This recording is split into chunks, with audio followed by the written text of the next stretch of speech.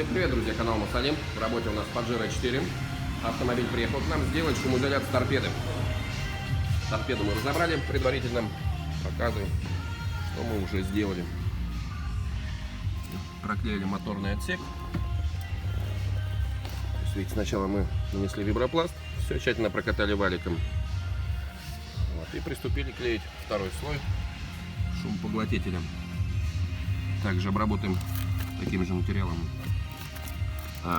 все провода, чтобы они не скремели, не звенели.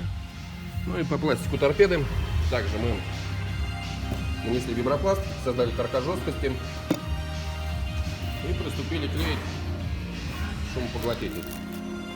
15 мм толщина его. Так выглядит шумоизоляция торпеда. Ставьте свои комментарии, подписывайтесь на наш канал. Всем пока!